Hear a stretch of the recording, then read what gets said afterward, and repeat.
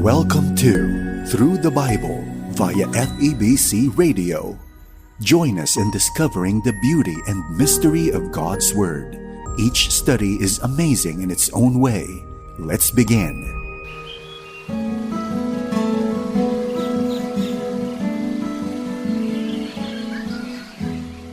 Isa sa malaking usapin na namumugad sa mga simbahan ngayon ay ang turo tungkol sa pagkapuspos ng banal na espiritu. Paano nga ba mapuspos ng banal na espiritu? May mga nagsasabi na ang pagsasalita ng iba't ibang wika, pagpapalayas ng mga masasamang espiritu at iba pang makapangyarihang tanda at katibayan ng kapuspusan ng espiritu. Tunay na ito ay ating mababasa sa 2 kabanata ng Aklat ng Gawa. Subalit kung ilalagay natin sa pag-aaral, napapanahon pa ba ang mga katibayang ito para sa kasalukuyang pamumuhay Kristiyano? Dito lamang po sa ating programang, Ang Paglalakbay.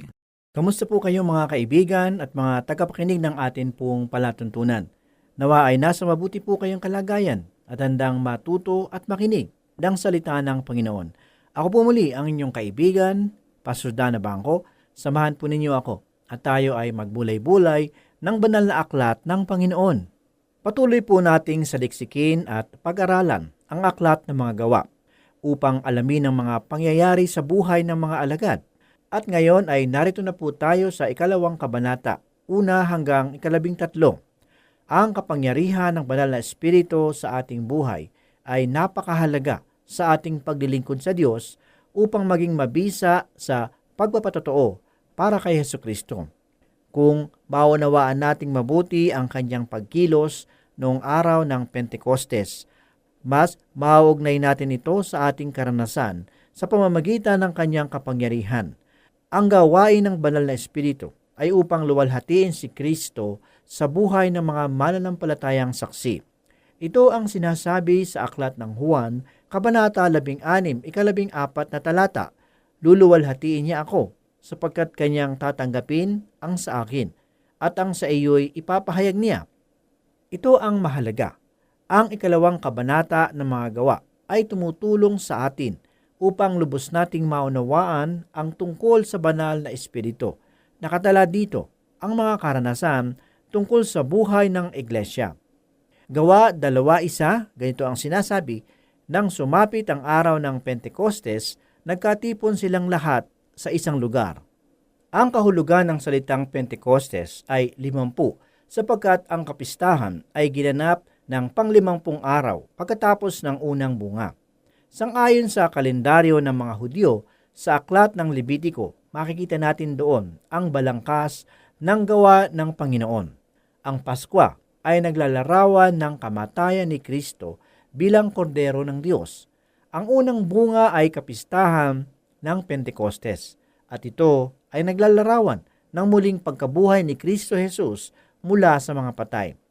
Sa unang Korinto 15, 20 hanggang 23 ay sinasabi, ngunit ang totoo, si Kristo ay muling binuhay bilang katibayan na muling bubuhayin ang mga patay. Kung paanong dumating ang kamatayan sa pamamagitan ng isang tao, gayon din naman, dumating din ang muling pagkabuhay sa pamamagitan ng isang tao, sapagkat kung paanong mamatay ang lahat dahil sa kanilang kaugnayan kay Adan, gayon din naman, mabubuhay ang lahat dahil sa kanilang kaugnayan kay Kristo. Ngunit ang bawat isa'y sa kanya-kanyang takdang panahon. Si Kristo ang pinakauna sa lahat. Pagkatapos, ang mga kay Kristo sa panahon ng pagparito niya. Ang 55 araw pagkatapos ng pista ng unang bunga ay ang kapistahan ng Pentecostes. Ito naman ay naglalarawan sa pagkakaayos ng iglesia. Sa araw ng Pentecostes, ipinagdiriwang ng mga Hudyo ang pagbibigay sa kanila ng kautusan, samantalang ang mga mananampalataya naman ay ipinagdiriwang noong tanggapin nila ang kapangyarihan ng banal na espiritu. Tinawag nila na araw ng Pentecostes noong dumating ang banal na espiritu. Sa pagkakataong iyon, naging panawagan ito sa mga tao upang maitatag ang iglesia ng Panginoong Hesus sa pamamagitan ng mga mananampalataya.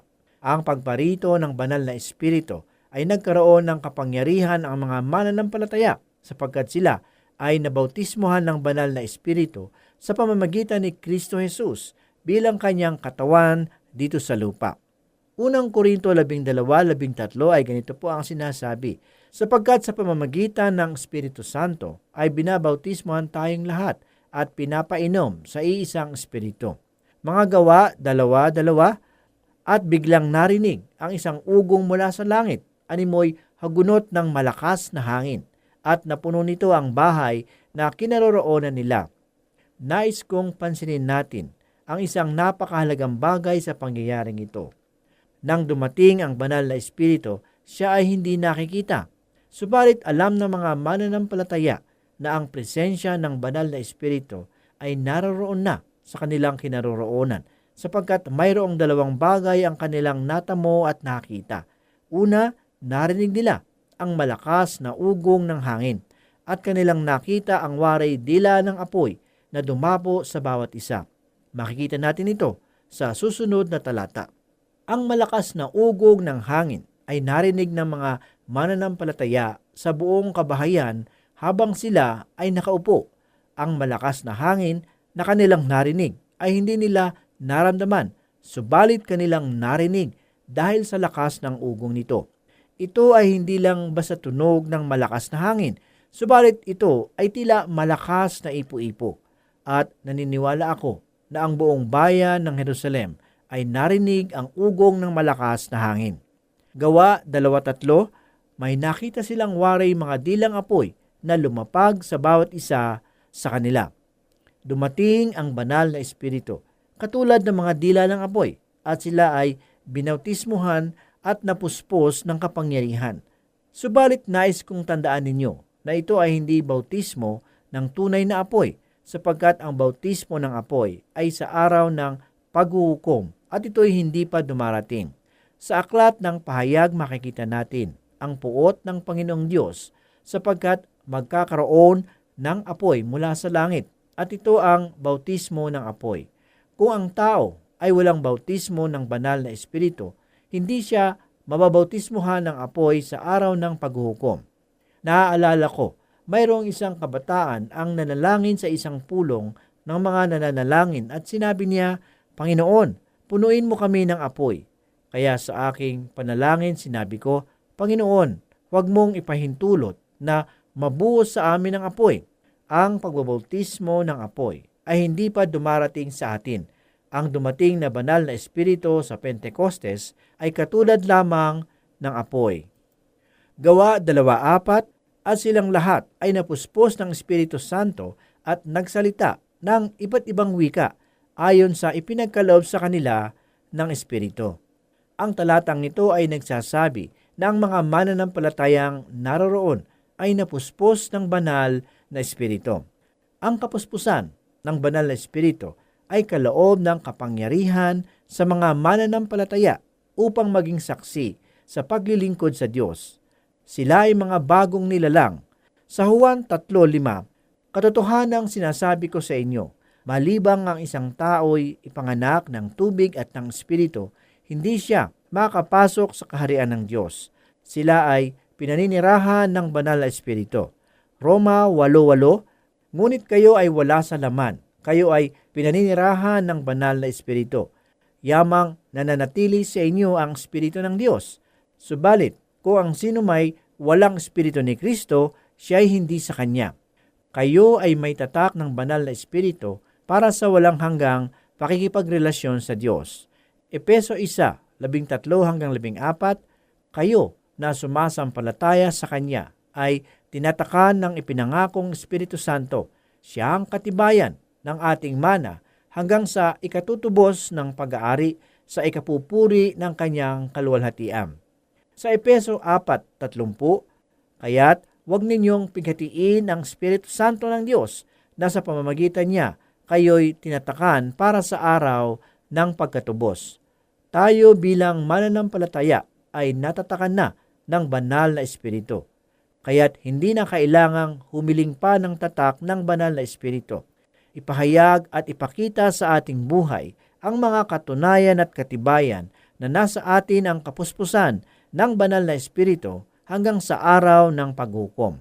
Ang mga mananampalataya ay binautismuhan ng banal na Espiritu. Ito ang sinabi ni Juan Bautista sa Lucas 3:16, at ito ay muling sinabi ni Jesus sa mga Gawa 1:5.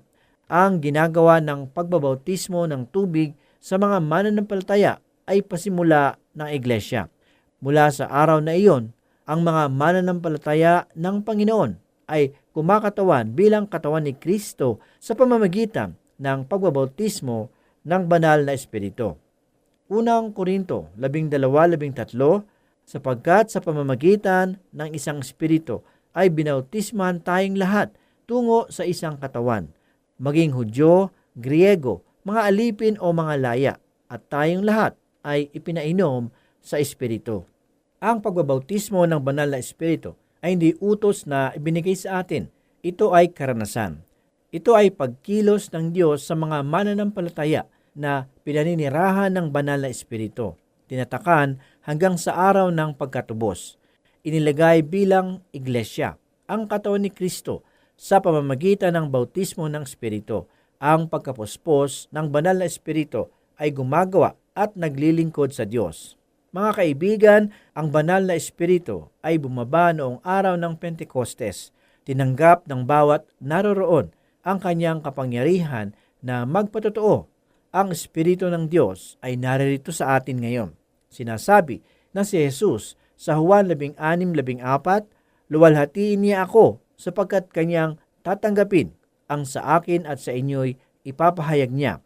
Naririto ang banal na Espiritu at kumikilos sa buhay ng mga mananampalataya. Siya ay nangungusap ng mga bagay tungkol kay Kristo. Ang banal na Espiritu ang gumagawa ng lahat ng mga ito. Ang banal na Espiritu ang nagbibigay sa mga mananampalataya ng kaalamang magsalita ng iba't ibang wika, sapagkat ang banal na Espiritu ang nagbigay sa kanila ng iba't ibang mga kaloob. Sa unang Korinto 12:4-11, may iba't ibang kaloob, datapwat iisa lamang ang Espiritong nagkaloob ng mga ito. Iba't iba ang paraan ng paglilingkod, ngunit iisa lamang ang Panginoong pinaglilingkuran. Iba't iba ang mga gawain, ngunit iisa lamang ang Diyos na sumasalahat ng taong gumagawa ng mga iyon. Ang bawat isa ay binigyan ng kaloob na naghahayag ng sumasakanya ang Espiritu para sa ikabubuti ng lahat. Sa isa ay ipinagkaloob sa pamamagitan ng Espiritu ang kakayahang magpahayag ng mga aral ng Diyos. Ang iisang Espiritu ring iyon ang nagkaloob sa iba ng malaking pananalig sa Diyos, at sa iba'y ang kapangyarihang magpagaling sa mga may sakit. May pinagkalooban ng kapangyarihang gumawa ng kababalaghan. May pinagkalooban naman ng kausayan sa pagpapahayag ng salita ng Diyos. At may pinagkalooban din ng kakayahang makilala kung aling kaloob ang mula sa Espiritu at kung alin ang mula sa masamang espiritu. May pinagkalooban ng kakayanang magsalita sa iba't ibang wika at sa iba naman ang magpaliwanag niyan. Ngunit isa lamang Espiritu ang gumawa ng lahat ng ito at namamahagi ng iba't ibang kaloob ayon sa kanyang maibigan. Mga Gawa 2:5, may mga Hudyong buhat sa iba't ibang bansa na naninirahan noon sa Jerusalem, mga taong palasamba sa Diyos. Sila ay galing sa iba't ibang lugar, sapagkat ang araw na iyon ay kapistahan, kaya't ang mga tao ay nagtungo sa Jerusalem. Iyon din ang dahilan kung papaano sila nagkatipon-tipon. Mga Gawa 2:6, nang marinig ang ugong na ito, nagdatingan ang maraming tao. Namangha sila sapagkat sinasalita ng mga alagad ang mga wika nila. Ang ugong ng malakas na hangin ang nagdala sa mga tao sa templo, kung saan naroroon ang mga mananampalataya na nagkatipon-tipon. Sa katunayan, ang mga salitang iyon ay pagpupuri, kaya't nakuha nila ang pansin ng mga tao. Sinasalita nila ang iba't ibang wika. Mga Gawa 2:7-11, sa kanilang pagtataka ay kanilang nasabi, hindi ba Galileo silang lahat? Bakit ang atin-ating katutubong wika ang naririnig natin sa kanila? Tayo'y mga taga-Ilam, mga naninirahan sa Mesopotamia, sa Judea at sa Cappadocia, sa Ponto at sa Asia. Mayroon pa sa ating taga-Phrygia at Panpililia, Ehipto at sa mga saklaw ng Libya na sakop ng Cirene, at nakikipanirahang mula sa Roma, maging mga Hudyo at mga naakit sa Judaismo. May mga taga-Krita at Arabia pa rito. Paano sila nakapagsasalita sa ating wika tungkol sa mga kahanga-hangang gawa ng Diyos? Nagtaka ang mga tao sapagkat alam nilang salitain ang mga katutubong wika samantalang sila ay taga-Galileo. Mga Gawa 2:12, hindi nila maubos maisip ang nangyari, kaya di matigil ang tanungan, ano ang ibig sabihin nito? Labis silang nagtaka at nagulat. Hindi nila alam kung ano ang ibig sabihin ng pangyayaring ito. Mga Gawa 2:13, ngunit ang iba'y pakutyang nagsabi, mga lasing iyan. Ang manlilibak ay pinaratangan silang mga lasing. Subalit nagbigay si Pablo ng dalawang magkasalungat na kahulugan tungkol sa pagkapuspos ng banal na espiritu at ang taong puspos ng nakalalasing na alak. Efeso 5:18, huwag kayong magpakalasing sa alak na ito ay labis na kahalayan, ngunit mapuno kayo ng espiritu. Ang mga taong lasing ng matapang na alak sa kanyang sarili ay nawawalan ng pagpipigil sa sarili. Subalit ang taong puspos ng Espiritu ng Diyos ay mayroong pagpipigil sa sarili at siya ay nagpupuri sa Diyos. Ang alak ay nakakasira sa sarili at nagbibigay ng pansamantalang kasiyahan sa tao. Subalit ang banal na Espiritu ay nagbibigay ng espiritual na kapangyarihan at panghabang buhay na kagalakan. Marami sa atin ngayon ang nangangailangang mapuspos ng banal na Espiritu upang maging mabisa sa paglilingkod sa Panginoon at magkaroon ng kapangyarihan sa pagbabahagi ng mabuting salita ng Diyos. Kailangan nating kumikilos at magpapahayag ng salita ng Diyos. Kailangang ipahayag natin ang kanyang salita sa wika na naunawaan ng mga makikinig. Huwag tayong magsasalita ng mga wika na hindi maunawaan, lalo na ng mga taong pinaghahayagan natin ng mga salita ng Diyos. Ang layunin ay upang lumago ang kanilang pananampalataya at sa ikauunlad ng iglesia. Ang banal na Espiritu ay naparito upang tipunin ang mga mananampalataya at sila ay magsasama-sama upang maitatag ang katawan ni Kristo o ang iglesia, sapagkat ang iglesia ay nabuo noong araw ng Pentecostes at sa pamamagitan ng banal na Espiritu na ipinako ng Panginoong Hesus. Mga kaibigan na mananampalataya kay Kristo, tayo ang iglesia ng Panginoon. Ang Panginoong Hesus ay nananahan sa atin sa pamamagitan ng Espiritu Santo. Pangalagaan natin ang ating katawan. Sikapin natin na maging kalugod-lugod at karapat-dapat na templo ng Espiritu Santo. Ngunit, bago po natin tapusin ang ating pag-aaral sa oras na ito at tanawin natin ang buhay ng mga alagad nang bago nila tanggapin ang kapangyarihan ng banal na Espiritu o ang Pentecostes. Ang mga alagad bago dumating ang Pentecostes sa kanilang buhay ay mayroong karanasan ng kaligtasan sapagkat sila ay sumasampalataya sa Panginoong Hesus. Ito ay gawa ng kanyang kagandahang loob o ang kanyang biyaya. Sa sulat ni Pablo sa mga taga-Efeso 2:8, dahil sa kagandahang loob ng Diyos ay naligtas kayo sa pamamagitan ng inyong pananalig kay Kristo. At ang kaligtasang ito'y kaloob ng Diyos, hindi mula sa inyo. Ang kaligtasan ay ang unang ginawa ng biyaya ng Panginoon sa mga mananampalataya sa Kanya. Ang mga alagad ay mga pangkaraniwang tao na tinawag ng Diyos. Binago ang kanilang buhay. Sila ay itinalaga at ipinahayo sa Ebanghelyo ni Mateo 28:11-20. Sinabi ni Jesus, kaya humayo kayo at gawin ninyong alagad ko ang lahat ng bansa. Bautismuhan ninyo sila sa ngalan ng Ama at ng Anak at ng Espiritu Santo at turuang sumunod sa lahat ng pinag-uutos ko sa inyo. Tandaan ninyo, ako'y laging kasama ninyo hanggang sa katapusan ng sanlibutan. Humayo sila, ngunit taglay ang pag-aalinlangan at agam-agam. Walang pag-aalinlangan na nasa kanila, subalit hindi ganap ang kanilang pagtitiwala. Ano ang mga katunayan na sila ay tumanggap na sa Panginoon? Una, sila ay nasa pag-iingat na ng Panginoon. Hindi na sila kabilang sa mga nawawala.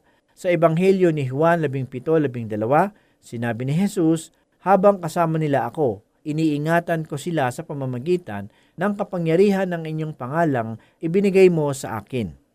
Pangalawa, hindi na sila makasanlibutan. Ito po ang sinabi ng Panginoon sa Juan 17:14, naibigay ko na sa kanila ang iyong salita at inaputan sila ng sanlibutan sapagkat hindi na sila makasanlibutan tulad kong hindi makasanlibutan. Ganito naman po ang sinabi ni Apostol Pablo sa mga taong na kay Kristo. Sa Roma 12, talata 2, huwag kayong umayon sa takbo ng sanlibutan ito. Mag-iba na kayo at magbago ng isip upang mabatid ninyo ang kalooban ng Diyos kung ano ang mabuti, nakalulugod sa Kanya at talagang ganap. Ang mga alagad ay na kay Kristo. Itinalaga sila at pinahayo sa paglilingkod. Sa Ebanghelyo ayon kay Mateo 28:19, sinabi ng Panginoon, kaya humayo kayo at gawin ninyong alagad ko ang lahat ng bansa. Ngunit nanatili pa rin sa kanila ang espiritu ng kaduwagan sapagkat noong dinakip ang Panginoong Hesus ay nagsitaka sila at iniwan ang Panginoon. Hindi rin sila makapagpalayas ng masamang espiritu sa mga inalihan nito. Ang ibig sabihin, mayroon pang kulang sa kanila na dapat nilang taglayin. Ang gabay na ito ay nakita ng Panginoon, kaya tinagubilinan sila. Mga Gawa 1:4, sinabi ni Jesus, huwag muna kayong aalis sa Jerusalem. Hintayin ninyo roon ang pinangako ng Ama na sinabi ko na sa inyo. Kabanata 1:8, ngunit bibigyan kayo ng kapangyarihan pagbaba sa inyo ng Espiritu Santo at kayo'y magiging mga saksi ko sa Jerusalem, sa buong Judea at Samaria at hanggang sa dulo ng daigdig. Nagkaroon ng pagbabago sa buhay ng mga mananampalataya at ng mga alagad pagkatapos ng Pentecostes, sapagkat silang lahat ay napuspos ng Espiritu Santo. Sa Kabanata 15:8-9 ng mga Gawa, at ang Diyos na nakasaliksik ng puso at nagpatotoo ng tulad natin, sila'y tinanggap niya ng pagkalooban sila ng Espiritu Santo. Iisa ang tingin ng Diyos sa kanila, sa atin. Nilinis niya ang kanilang puso sapagkat nanalig sila kay Hesukristo. Nang matanggap nila ang kapangyarihan ng Espiritu Santo, ay nawala sa kanila ang takot sa tao. Naging matatag sila at matapang sa pagpapatotoo tungkol kay Jesus. At sila ay nagkakaisa at sama-samang nananalangin at nagpipira-piraso ng tinapay. Nagtutulungan sila at nagbibigay sa pangangailangan ng iba. Ang mga alagad ay Kristiyano na bago dumating ang Pentecostes. Subalit pagkatapos ng Pentecostes, nagkaroon ng malaking pagbabago sa kanilang espiritual na kalagayan at nakita sa kanilang buhay. Kaibigan, naranasan mo na ba ang kapangyarihan ng banal na Espiritu sa iyong buhay? Purihin ang salita ng Panginoon. Tayo po ay manalangin.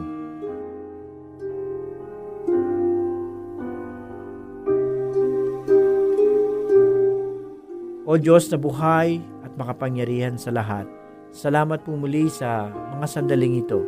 Salamat po sa mga biyaya ng katotohanan na aming tinanggap sa pag-aaral at pagbubulay ng iyong banal na salita. Muli ito po ay nagpatibay ng aming pananalig sa iyo. Inihiling po namin na gawin mo po kaming buhay na patotoo sa aming kapwa. Ito po ang aming mga samot dalangin sa pangalan ni Jesus. Amen. For more teaching from God's whole Word, you can listen through this station, FEBC Radio. For questions, comments, Bible requests, or learning resources, email us at bzasinfo@febc.ph. This is Through the Bible. See you again for more learning on the next episode.